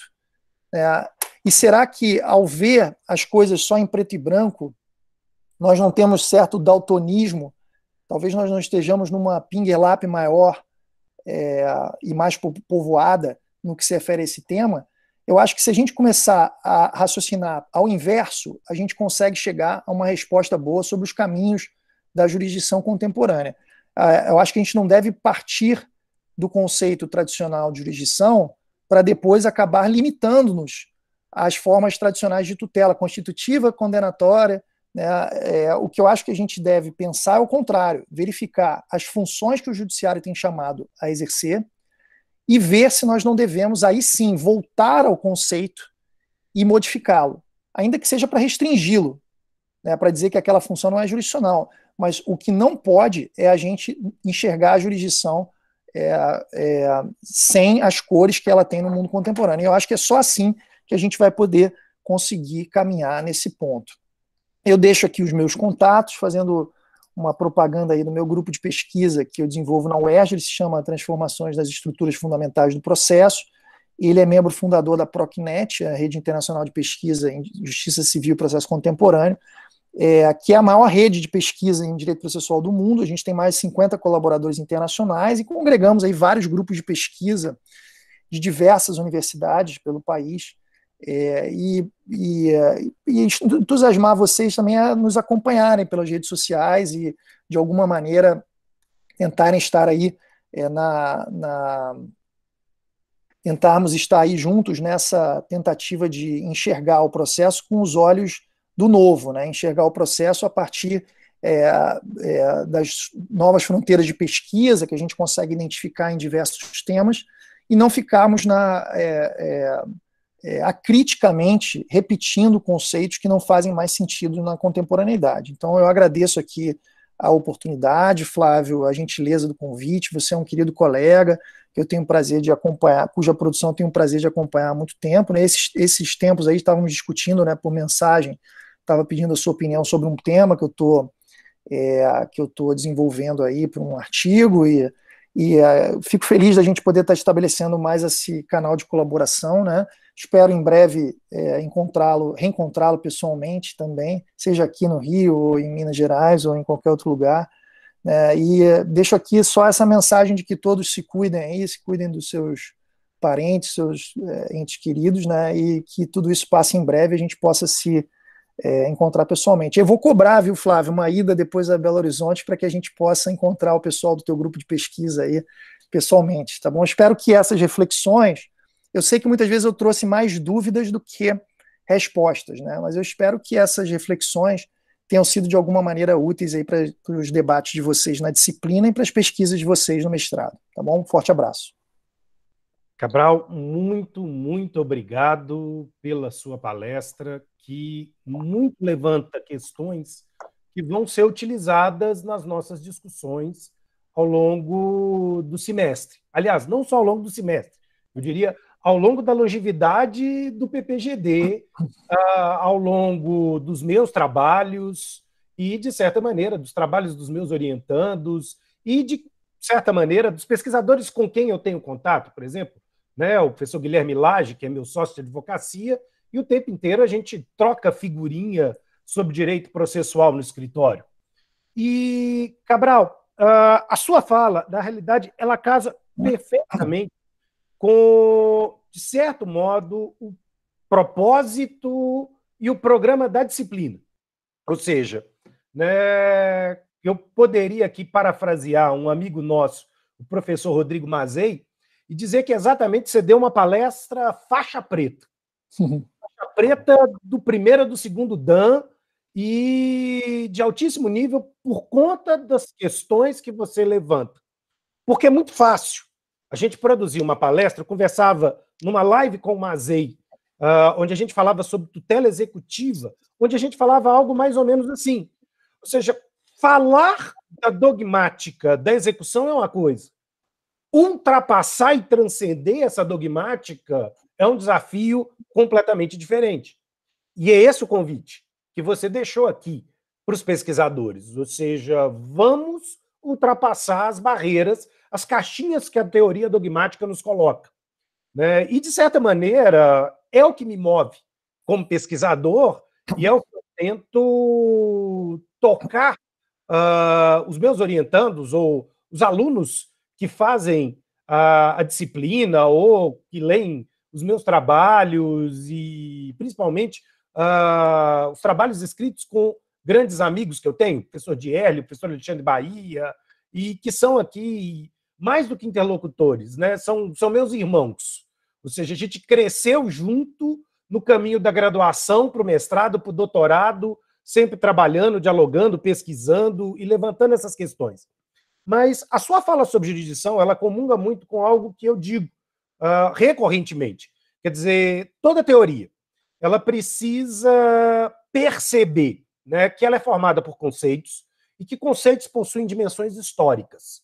Aqui, na realidade, eu estou trabalhando com o autor da teoria da história, que é aqui o Koselleck, e o Koselleck, ele tem aqui uma teoria sobre conceitos jurídico-políticos. E o que você trabalha é exatamente essa percepção.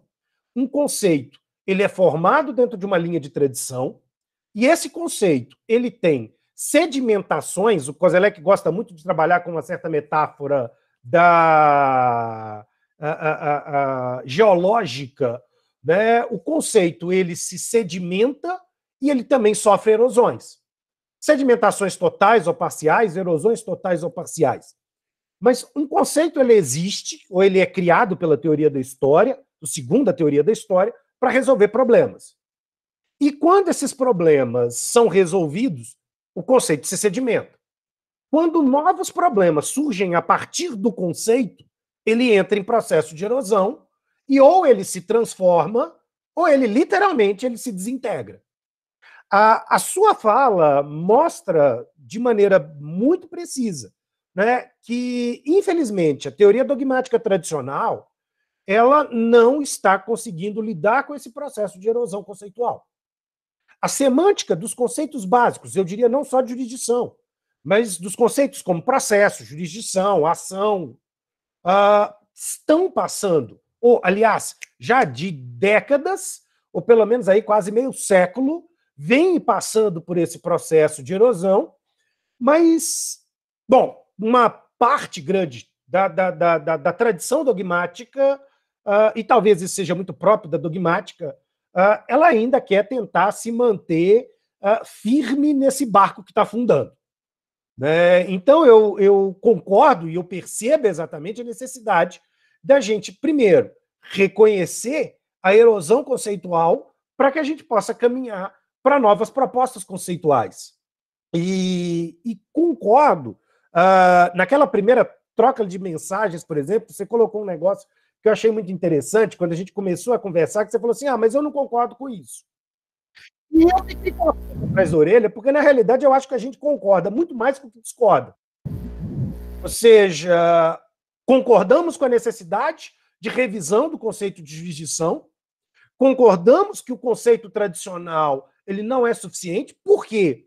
Porque os problemas de Chiovenda ou os problemas de Carnelucci não são os nossos problemas, como você coloca muito bem, e por isso mesmo a gente tem que buscar resolver, aliás, diria, primeiro, conhecer os nossos problemas para, a partir dele, desenvolvermos instrumentais conceituais que consigam solucioná-los. Você apontou muito bem quais são os problemas, quais são as aporias que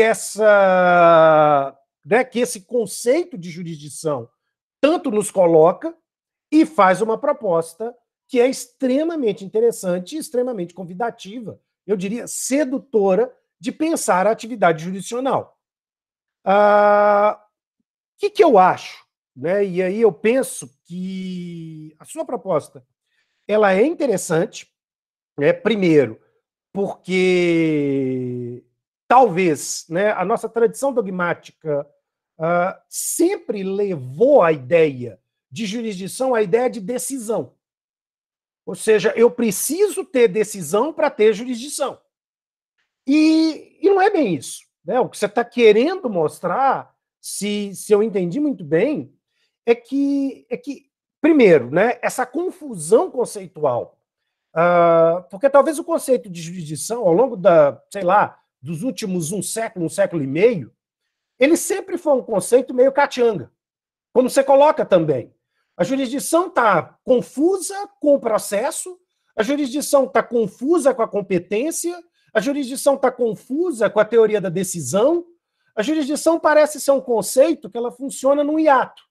Onde não tenho nada, eu tenho jurisdição. Ou eu chamo de jurisdição o vazio conceitual dos outros institutos processuais. Bom, é a minha provocação acerca da sua fala, meu amigo.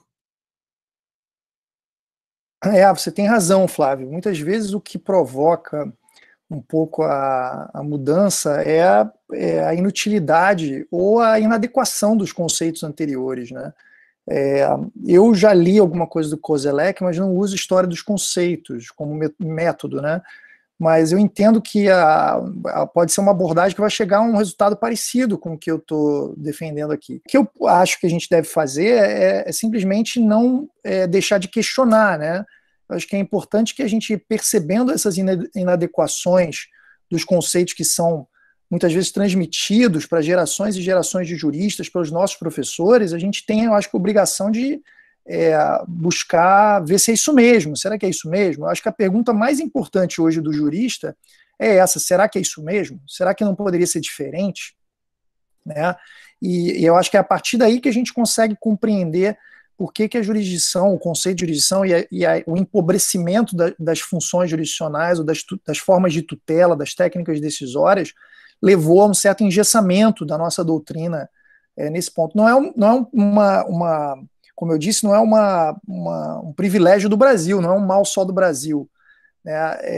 Eu ouvi isso de colegas no estrangeiro, falaram assim, não, realmente a gente não se ligou que tem muitas outras técnicas que não se enquadram nesse conceito, que isso tem que mudar mesmo, né?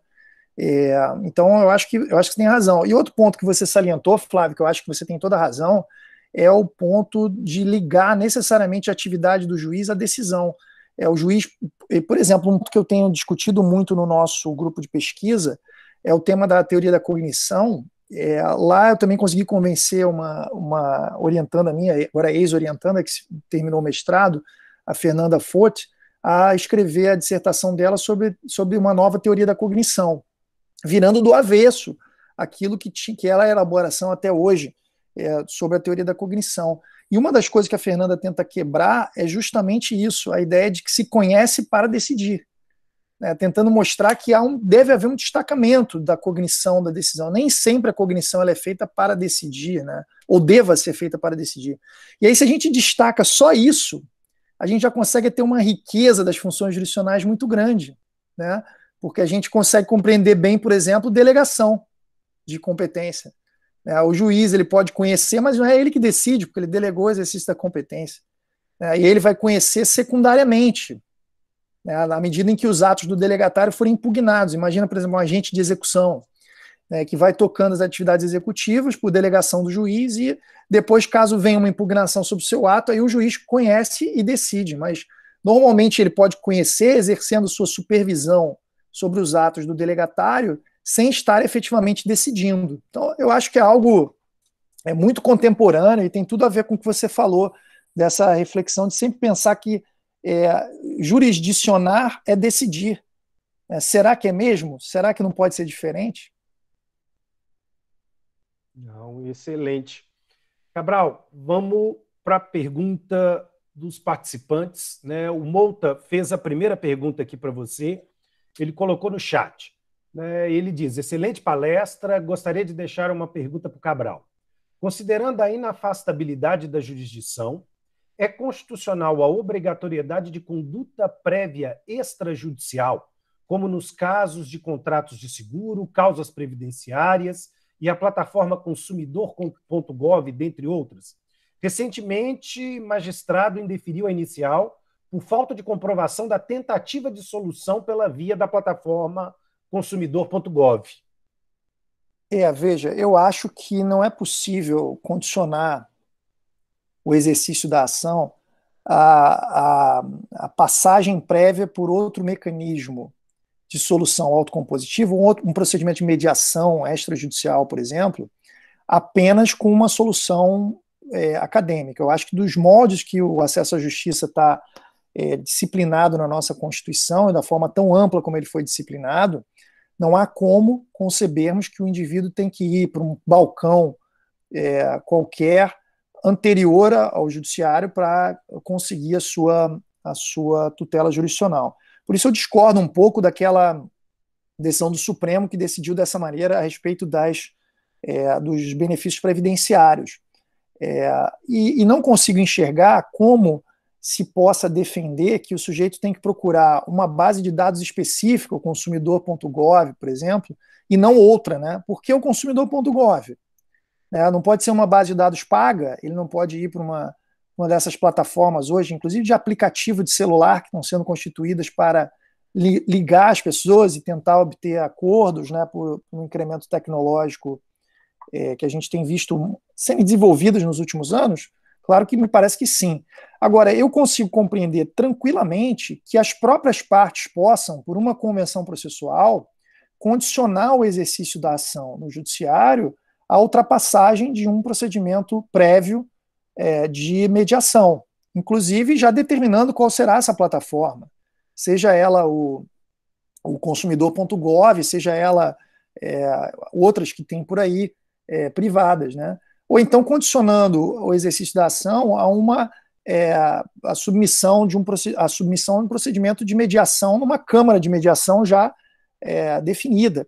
Eu não vejo problema nenhum, mas aí qual é a diferença? Aí é que não é uma solução imposta, é uma solução consensual que é negocialmente acordada entre todos os interessados e todos eles já têm essa previsibilidade, inclusive antes, né, do litígio aparecer.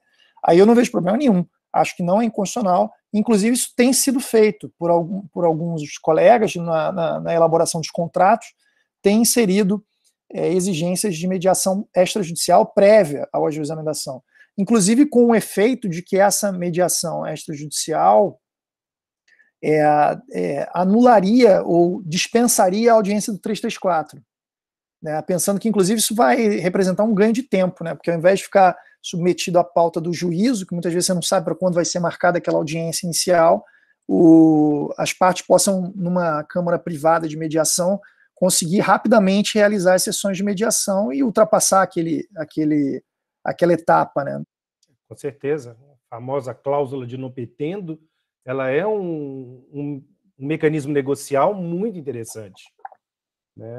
Bom, não tanto como professor, mas como advogado, muito por influência das pesquisas do Guilherme Lage, das suas, do Pedrinho, a gente tem sempre o hábito de contratos societários e outras questões, a gente sempre colocar alguma coisa negocial nesse sentido. A gente tem que desenvolver isso mais, de acordo. Bom, o Marcos Aurélio faz uma pergunta. Professor Cabral, essa decisão judicial de remeter a solução para uma mesa de trabalho se estabilizaria? Haveria necessidade de monitorar os trabalhos desenvolvidos e proferir uma nova decisão sobre os resultados apresentados pelos outros atores? Eu acho que ele está perguntando, né, o colega Marcos Aurélio, não sei se ele estiver aí ainda, pode até usar a palavra se eu tiver compreendido mal. Eu acho que ele está perguntando especificamente sobre a delegação de competência, né, que eu fiz referência, né, que em casos complexos ou em processos estruturais, né, muitas vezes o juiz delega para outros atores para eles serem o centro decisório de certas questões ou desenvolverem debates a respeito de certas questões, né. Na verdade, o exemplo que eu dei foi esse, né, e como a gente sabe, nos processos estruturais, as estabilidades processuais são mais tênues, né, porque justamente pela ideia do processo estrutural, as preclusões têm que ser mais fracas. Porque a ideia do processo estrutural é que, como você não sabe exatamente, todas as providências têm que ser tomadas para promover uma readequação daquele estado de coisas desconforme ao direito, você profere, como diz o Sérgio Arenhart, de início uma decisão núcleo. E essa decisão vai sendo concretizada depois em outras decisões periféricas, que vão em cascata, compondo as regras que vão tentar disciplinar ou redisciplinar aquele setor ou aquela prática. E aí o que acontece? Você tem que poder testar muitas vezes isso com experimentalismo, às vezes, né? Você tem que poder testar e, às vezes, numa sistemática de tentativa e erro, poder retroceder. Falar, olha, tentamos essa medida, não foi eficaz, então vamos revogar essa decisão e tentar outra medida. Imaginem agora nos casos de pandemia, né? Chegou para o judiciário pedidos sucessivos e subsidiários para a decretação de diversas medidas de proteção sanitária. Uma delas é lockdown, ou fechamento total de cidades ou estados, e outras são fechamento de certas atividades ou restrições de atividades, imposição de limitações administrativas, requisições, etc. Você pode testar uma medida dessa, depois a medida não se tornou adequada, ou então ela é excessiva demais naquele momento, né? A gente viu no Maranhão, teve decretação de lockdown pelo judiciário, né? E a partir de um certo momento, a situação fática se alterou, houve uma mudança, ou então podia se verificar que aquele lockdown não estava sendo efetivo, então o juiz vai lá, revoga a decisão anterior, né, e produz uma outra, com outras medidas, um relaxamento, enfim. Então é próprio da lógica desse tipo de processo que as preclusões sejam, e as estabilidades sejam mais tênues, né. Agora, outro ponto da minha exposição que se toca com isso é se a gente perceber que ao lado da jurisdição estatal existem outras formas de jurisdição, sistemas ou subsistemas, em espaços privados, por exemplo, o próximo passo é a gente desenvolver uma tese sobre as estabilidades desses procedimentos entre si. Faz sentido, por exemplo, se tem uma dispute board entre sócios de uma mesma sociedade que se comprometem a se submeter àquela dispute board para resolver o seu problema. E ali tem julgadores imparciais, com autonomia em relação ao dono da empresa, que estabelece um procedimento que simula ou tem características muito parecidas com o procedimento judiciário, né, que garante participação, trazer argumentos jurídicos, trazer provas, produzir provas, etc. Faz sentido que isso não tenha uma preclusão? Inclusive, se você pretender rediscutir aquela questão no judiciário, quer dizer, um problema que era para ser resolvido fora do judiciário, que todos acordaram que iam submeter aquele procedimento fora do judiciário, com aquelas características, não tendo nenhuma violação do que a gente compreende como o núcleo do devido processo legal.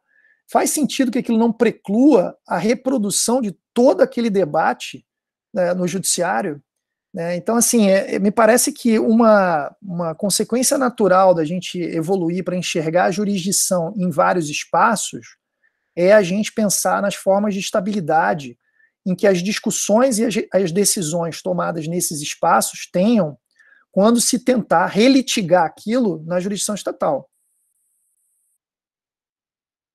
Uhum. Senhores, mais alguma pergunta, professor Cabral?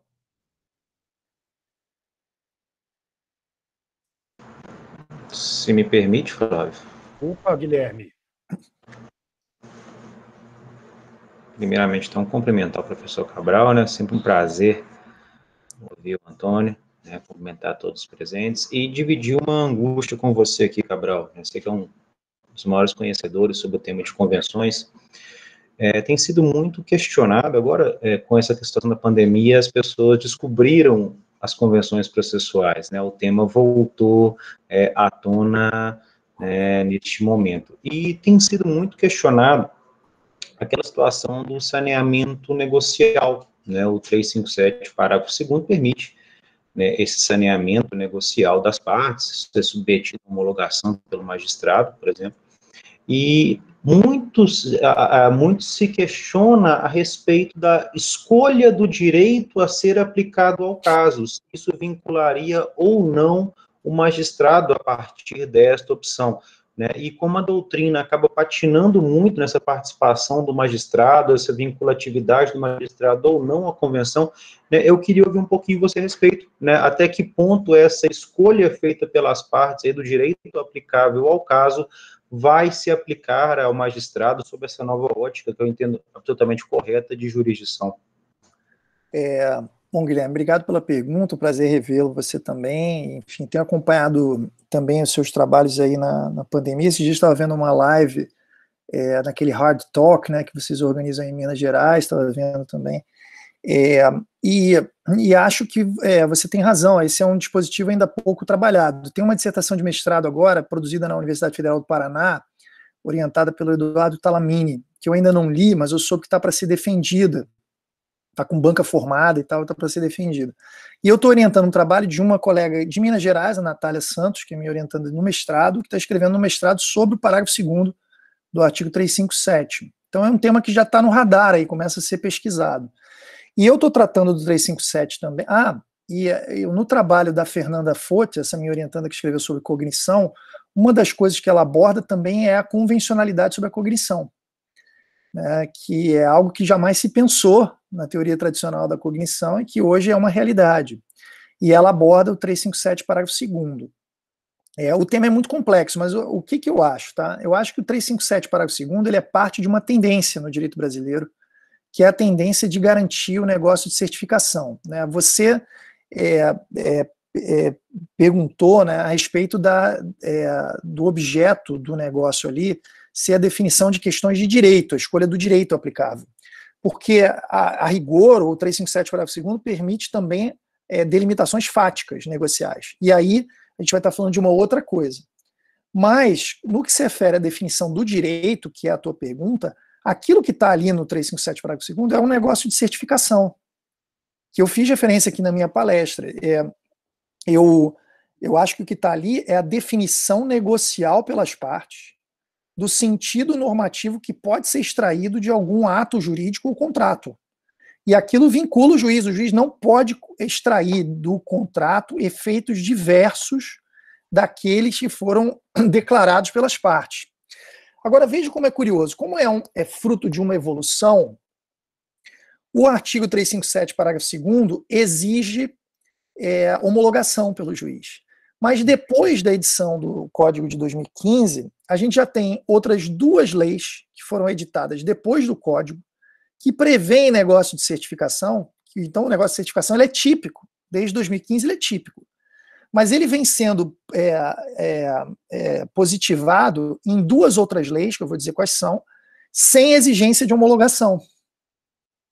E aí, como é que a gente vai lidar com aquela homologação lá do código do CPC de 15, né? Eu estou escrevendo a segunda parte do meu estudo de negócio de certificação e estou tentando enxergar isso, né? O que me parece que aconteceu foi...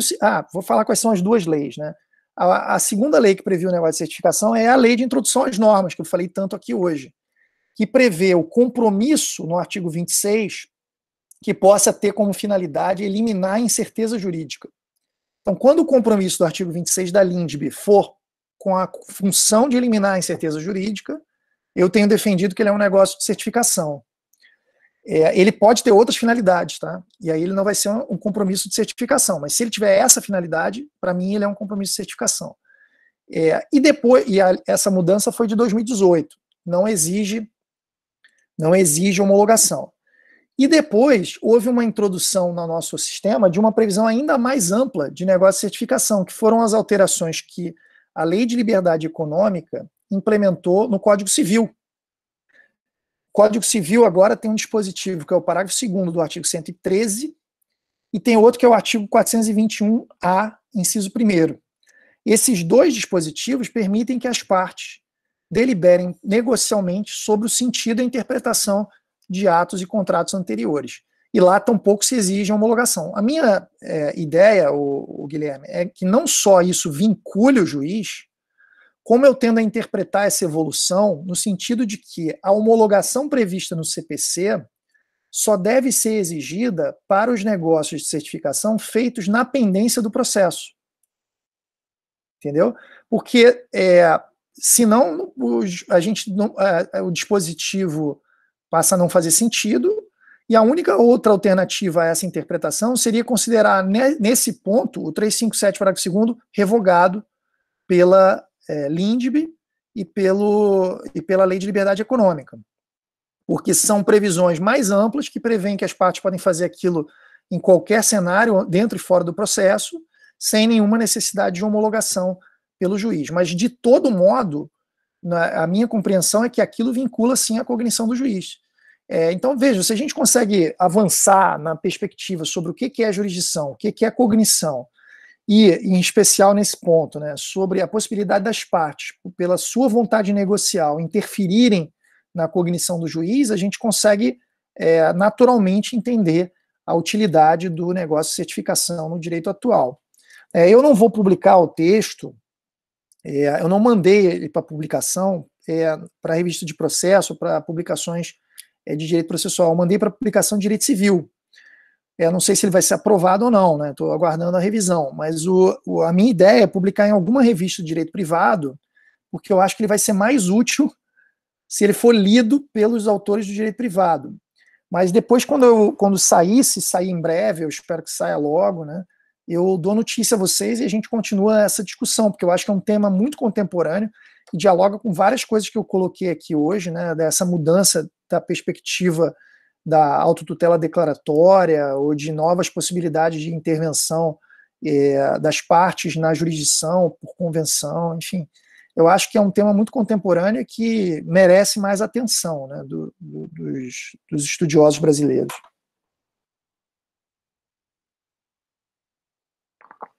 Bacana. Cabral, uma pergunta que a Vitória colocou no chat.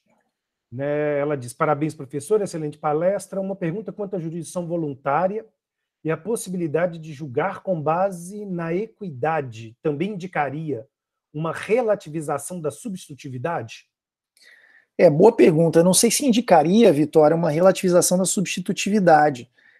Mas na jurisdição voluntária, pensar que o juiz pode se afastar do direito posto é pensar que a jurisdição voluntária era algo diferente de jurisdição, né? Quer dizer, eu acho que o que está subjacente a essa ideia de que o juiz pode decidir jurisdição voluntária por equidade seria imaginar que aquilo não é jurisdição, e por isso ele não ficaria limitado ao ordenamento jurídico como ele estaria, né, caso fosse jurisdição contenciosa. Eu acho que a partir do momento que a gente define aquilo como sendo jurisdição, aquela atividade como sendo jurisdição, uma atividade diferente das atividades corriqueiras da jurisdição, mas também uma atividade jurisdicional, a gente tem que afastar a possibilidade do juiz decidir por equidade na jurisdição voluntária. Imagine que se você vai permitir que o juiz deu uma decisão salomônica num procedimento de restauração de autos, né? Será que isso é alguma coisa razoável no mundo contemporâneo? Parece que não, né? Parece que o juiz, como um servidor público que promete, ao tomar posse, né, cumprir e fazer cumprir a Constituição e as leis da República, ele não possa decidir fora do ordenamento brasileiro, ainda que ele esteja decidindo isso com um senso de justiça, ou o que quer que valha, né, ou equidade, ou fairness, ou qualquer outro, quer dizer, qualquer outra boa intenção não é possível de ser fundamento para uma decisão judicial, é o que me parece. Agora, você identificou um ponto interessante, talvez se a gente pega a equidade como uma chave aí, a gente entenderia que seria impossível que o Estado se substituísse à vontade dos litigantes, né? Agora, será que é isso mesmo? Será que poderia ser diferente? Eu acho que é sempre essa pergunta que a gente deve fazer. Mas é uma pergunta muito boa, porque é um ponto que tão pouco a doutrina sobre jurisdição voluntária trabalha com profundidade. Aliás, sobre jurisdição voluntária, eu destaco o volume dos comentários da Saraiva, que foi produzido pelo colega Robson Godinho, que me parece uma obra espetacular, muito contemporânea, e uma releitura da jurisdição voluntária muito adequada aos nossos tempos. Além do livro do Leonardo Greco, que já é um livro acho que de 2003, então ele já vai para uns 20 anos aí, mas que era um livro muito bom também sobre jurisdição voluntária, ainda escrito com base no código anterior.